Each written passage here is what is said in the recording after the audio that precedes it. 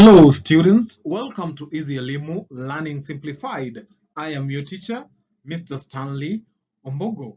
So, dear students, this is a continuation of Boyi analysis by Gloria Mwaniga. So, in the previous episode, we were able to look at that is the relevance of the title and the plot summary, and again highlighting some of the key elements that we have in the story. So, in this session, I'd like to take you through some of the major thematic concerns that we have in the story of Boyi. So remember that the story Boyi is set in Kenya during a time of political turmoil and land conflict. So again, the protagonist that we have in the story is a young girl who is the sister of Boyi. So he is also the narrator. So let us look at some of the words, some of the thematic concerns or the issues that are raised in this story. So the first one we have that is the theme of traditions. So under traditions, there is the belief in what we call the genies. So the community in the story believes in the presence of a powerful evil spirit known as genie. So this is a scene when Mama talks to the visitors who frequent their home once Boyi is taken away. So she tells them how Boyi saved her marriage by confirming that genies did not tie up her womb. So the people also practice the ritual of burying a banana stem to send death away, where that is where a person disappears and their bodies aren't found. So in the story, the narrator reports how Baba and his cousin Kimutai dug a shallow grave and buried a banana stem wrapped with a green cotton sheet. So assuming that it was Boyi's body. So in the story, we are told that the father muttered, "Death, take this body. So take it and do not bother my home with your visits again." So this ritual is performed after Saulo's story that the government has launched Operation Okoa Maisha, where armed forces troops are sent to flush out members of the militia. So I think we can also talk about the superstitious belief, the act of burying, that is a banana stem wrapped in a green cotton sheet, tells us something about the superstitious belief we have in that community. So again, when the reports are made about the armed forces are sent to flush out members of the militia, it shows the fear of the people that the operation will lead to more deaths, and that is indeed true. So the people are also seen to hold on to some superstitions, just like I've mentioned before. So the falling of the huge Nandi flame signifies something significant was bound to happen. The narrator sees this as a bad omen, while the mother thinks it means the end of evils for her family are over. So, according to Mama, the the fact that the huge Nandi flame tree fell, she thought that maybe it was the end of the evil that bedeviled their community. So she says, "I knew it was a bad omen, even though Mama came out of her room jubilantly declared that the evil which was to come to our house has been struck down and swallowed by the Nandi flame." So that is the narrator, and that is what the narrator thought. But on the other hand, the mother, that is Mama, had a different what? A different that is a different story about the Nandi flame tree falling down. So another thematic concept that we also have in the story, dear students, is war and its effects. So it is also a major thematic concern. So the story is set against the backdrop of a civil war in which a militia group led by Matuakei is fighting against the government. So the narrator describes the violence and terror inflicted by the militia on the community, including the forced recruitment of young boys and the killing of innocent people. So the story also explores the impact of war on individuals and families, such as Boyi's mother going insane due to the death of her son and the mass exodus of people from their homes. So the militia has various effects. So number one, they demanded the land protection tax. They had chopped off the heads of the families if one did not give them money. Again, the recruitment of young men to the militia is another effect that was brought by the militia. So boys recruited by force to the militia because Baba has given him out since he cannot afford to pay the money demanded. So this is what he is told, hold on to the boy until I find you. This is what Baba tells the militia. So he tells them that hold on to the boy until I find you 40,000 land protection tax, and then I will have him. I will have him back. So those are some of the effects of war that is now seen in the community. So because Baba is unable to pay the 40,000 land protection tax, he is forced to give Boy away to the militia. So many other young men had also been recruited into the militia. So Mama says, had his ears not caught stones of neighbor's son recruited by the militia? So he rhetorically asks that. So the militia goes from house to house, forcefully recruiting boys as young as 10 years of age. So people are also living in fear. That is another effect of war in the community. So people are living in fear. And the villages of Kopsiro, Samovet, Chepkyuk, all live in fear.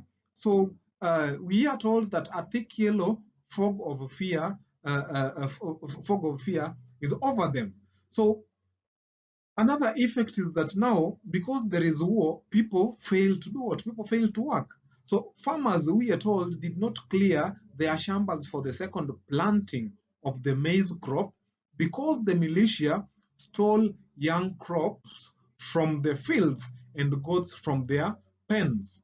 So the narrator's friend, Chemutai, said that the narrator's breast grew too fast because she had spent too much time outside instead of working chap chap like a normal Musa Trigal. So that is that. So another thematic concern that is also evident and major in the story is murder and brutal killings. So the militia, we are told, cut up people and threw their bloodied bodies in rivers, pits, latrines, and even public wells. So the people say that that they even cut off their necks. Again, the narrator overhears Baba being told that those recruited have to go back home and kill a close relative so that their hearts are strong to kill others. So it is sad that eventually Boy is killed for being part of the militia. So there is also that is the theme of that is a displacement of people from their land and homes. So in the story, we are made to understand that people flee from their homes since there is a mass exodus to Bungoma and Uganda. So there is also a lack of schooling or education. So the narrator says that nobody went to school anymore because of the war. So she spends her days under the Nandi flame tree with half-closed eyes. So I think when talking about lack of schooling, we can also tie it to the that is to the theme of war and its effects. We can use it as an illustration of war and its effects. That is the previous thematic concern that we looked at. So uh, as a result of war, nobody went to school anymore. So there is also the theme of suffering. So Gloria Mwaniga points out clearly how society goes through suffering as a result of the war. So Boy's mama experiences emotional suffering when Baba gives out Boy to the militia to be recruited, since the family could not afford the 40,000 land protection tax. So the writer says that madness had entered Mama's eyes the day Baba pushed Boy to Matuakei. So she tore off her kitenge and started shouting at Baba, telling him that he was sick in the head if he thought Boy would return. So Mama did not eat her food and starved in the days that followed, muttering to herself. So again, we are told vividly that her ugali would remain untouched until a ghastly brown film formed. So the narrator had to throw it away to the chicken coop. So she also continued engaging herself in monologues. So that is still suffering that is now coming as a result of uh, Boy's forceful recruitment, that is by the militia. So the narrator also experiences pain and suffering. Uh, she felt queasy once Baba informed them that the militia would have killed them for not giving out the 40,000 land protection tax. So she also felt as if someone had pulled her insides out through her nostrils. So when they were informed of Boy's death, the narrator cried bitterly. She let the tears roll down her face and soak her blue silk blouse and purple boob top. So Baba, that is Boy's father, also suffers and forced. That is when he is forced to hand over his son Boy to the militia. So he experiences agony when Mama questions him, since he knew very well if he didn't, he risked his family being killed by the militia. So he sat there and held his rage firmly with his hands. We are told that he pulled his lips to a narrow thread like a line drawn on his dark face by a ruler. So when they are informed that Boy is a marked man, Baba goes through some emotional torture. For the first time, the narrator saw her father crying. That day, I saw Baba's tears. Those are the narrator's words. So the community undergoes suffering because of the war, as some of the people are brutally murdered by the militia, as they cut the people and uh, threw their bloodied bodies in rivers, pit latrines, and public wells. So some of the militia are said to kill close relatives so that their hearts are strong to kill others. So the militia forgets its initial objective of protecting the land, and instead now they even cut off, uh, people's necks. So the militia uh, through their operation also rapes their blood relatives who give birth to babies. So there is also another important theme to also discuss, that is family and relationships. So the story Boy explores the relationship between Boy and his family, particularly his father and mother. So the narrator describes how Boy's mother is deeply affected by his death and is unable to come to terms with it. So the father, on the other hand, attempts to cope with Boy's death by building a grave for him, despite the fact that his body was never found. So sad. So the family is broken. So there is also a theme of grief and loss. So the story deals with the theme of grief and loss as it relates to Boyi's death. So the narrator describes how the family and the community mourn Boyi's death and the impact it has on them. So the mother's leniency and the father's attempt to cope with the loss of his son are examples of this. That is how the people are suffering, or the family is suffering as a result of their son's death, bringing grief and loss. So there is also the theme of power and control. So this theme is evident in the way the militia, led by Matuakei, exerts its power over the community.